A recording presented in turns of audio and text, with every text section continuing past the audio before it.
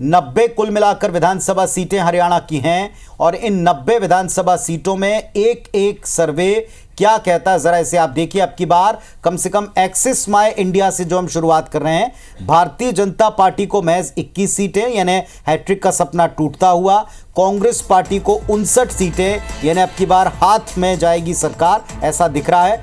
आम आदमी पार्टी का कोई नफा इसमें नहीं दिख रहा और अदर्स के पास में 2 से 6 कुल 90 सीटों का ये एक्सिस माय इंडिया का एग्जिट पोल रिपोर्ट कहता है।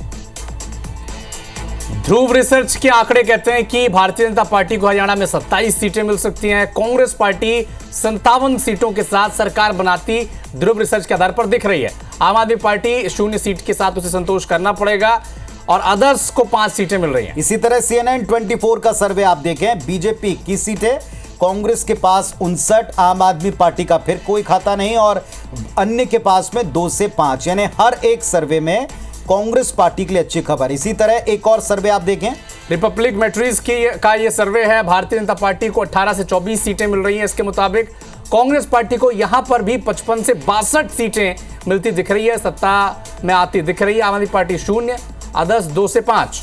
चलिए अब इन सारे सर्वेस का निचोड़ क्या कहता है। सारे सर्वे का निचोड़ अगर आप देखें तो ये पोल्स ऑफ पोल क्या कहेगा, जरा इस पर आप नजर डालें। देखिए आप, ये स्थिति बन रही है। दैनिक भास्कर ने बीजेपी को 23 से 29 सीटें दी है और 44 से 54 सीटें कांग्रेस को और अदर्स के खाते में 1 से 9। एक्सिस माय इंडिया ने 21 सीटें बीजेपी को, कांग्रेस को दी है 59 और 2 से 6 अदर्स के खाते में। रिपब्लिक मैट्रिक्स ने 18 से 24 सीटें बीजेपी को, 55 से 62 कांग्रेस को और 2 से 5 सीटें अन्य के पास।